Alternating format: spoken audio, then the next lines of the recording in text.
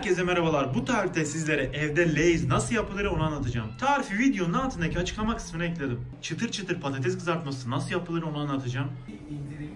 1,5 kilo patates alıyorum. Patatesin kilosu 2,40. 100 gram toz biber alıyoruz. Kilosu 25 TL. Lay's alacağım. Bir klasiğinden bir baharatlısından. Fiyatı 6 TL. Sebze dilimleyici alıyorum.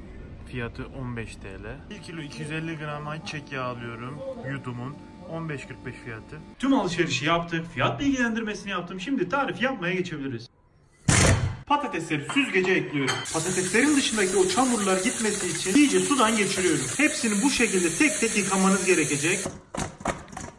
Üzerindeki fazla suyu alıyorum. Ocağın altını yakıyorum. Ocağa tencereyi ekliyorum. Önemli püf noktalarından bir tanesi yağ seviyesinin patatesleri geçmesi. Bundan dolayı yağımızı az koymamanız gerekiyor. Yağı fazladan ekleyin. Yağımızı ekledik.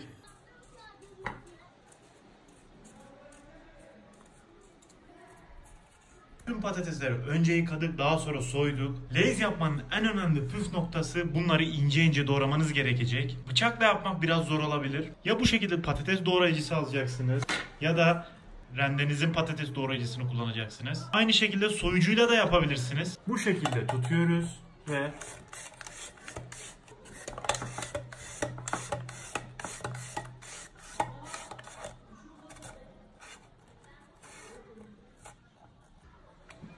gördüğünüz gibi bu şekilde ince olması gerekiyor. Şu şekilde tutuyoruz. Bir ileri bir geri. Zaten çok kısa bir sürede göreceksiniz hemen doğranıyor. Hepsini bu şekilde rahat bir şekilde soyduk. 3 dakikamı almadı. Lay's yapmanın ikinci püf noktası bunları hızlı bir şekilde suyun içerisine koymanız gerekecek. Yoksa kararır. Bunları suya koymazsak hem kararacak hem de üzerindeki fazla nişastasını atamayacak. Kızartırken hem birbirine yapışacak ve istediğimiz kıtırlığı elde edemeyeceğiz. Onun için hızlı bir şekilde bunu suyun içerisine ekliyorum. Suyun içerisine patatesleri atıyorum. Bunları iyice karıştırıyorum. Üzerindeki nişastası gitsin diye iyice bu şekilde karıştırmanız gerekecek. Bunu suyun altına tutacağım. İyice nişastası geçsin diye.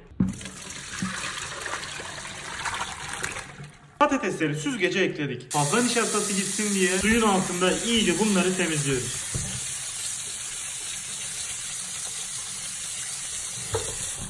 Suyunu süzdük. Şimdi diğer püf noktasını söylüyorum. Bunu çok iyi kurutmanız gerekiyor. Bir bezin üzerine koyuyorum ve bunu iyice kurutuyorum. Önce her tarafa yayıyorum. Üst üste gelmesin. Bu şekilde her tarafa dizdim. Şimdi bunu bezi katlıyorum ve katladıktan sonra kuruması için iyice bastırıyorum. İyice kuruduğuna emin olduktan sonra açacağım. Bezimizi açıyoruz. Ve kupkuru olmuş. Hiçbir şekilde ıslaklık kalmamış. Bu çok önemli zaten. Diğer püf noktası ise yağın çok iyi kızması gerekiyor. Önce bir tanesiyle test edin. Gayet de güzel kızmış. Şimdi patateslerimizi ekleyebiliriz.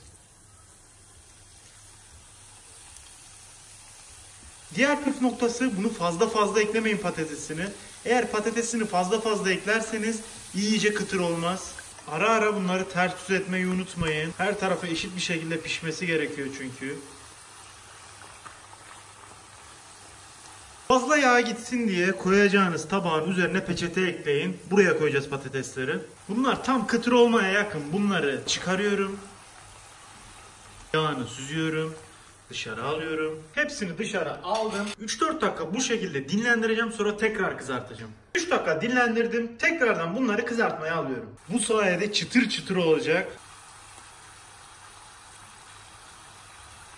Bunlar çıtır çıtır oldu. Şimdi bunları dışarı alıyorum.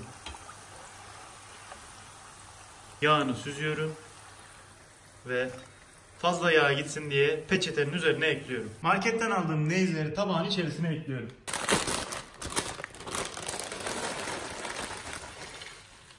Bu baharatlı olan,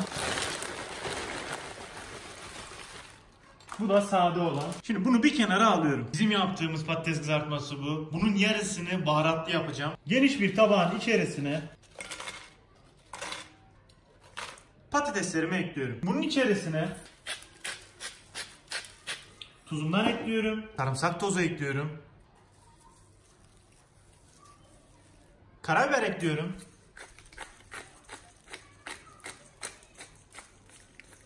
Toz biberden ekliyorum.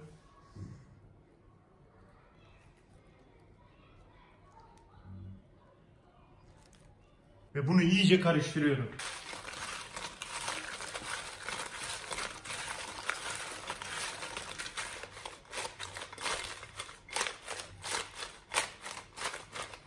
Baharatlı cipsimiz de hazır.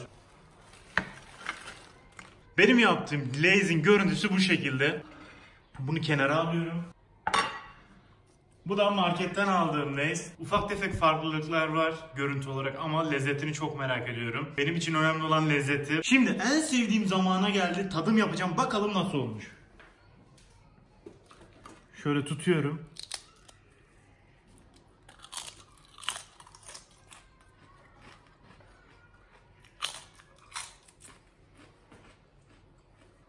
Oo, çıtır çıtır mis gibi. Ya bildiğin şununla aynı lezzette, hiçbir fark yok. Çok iyi ya, kocaman bir de. Çok da güzel olmuş.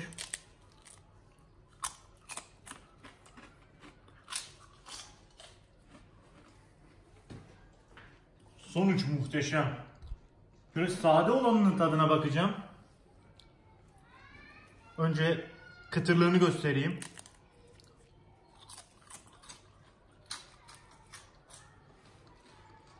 Çıtır çıtır mis gibi. Mis gibi çıtır çıtır, özellikle şu baharatlı olanı çok tuttum. Birebir aynısı oldu lezzet olarak. Deneyin, bana hak vereceksiniz. Birebir aynısı diyorum. Herkese afiyet olsun. Videomuzu beğenip kanalımıza abone olmayı unutmayın. Bir sonraki videoda görüşmek üzere arkadaşlar. Hoşça kalın.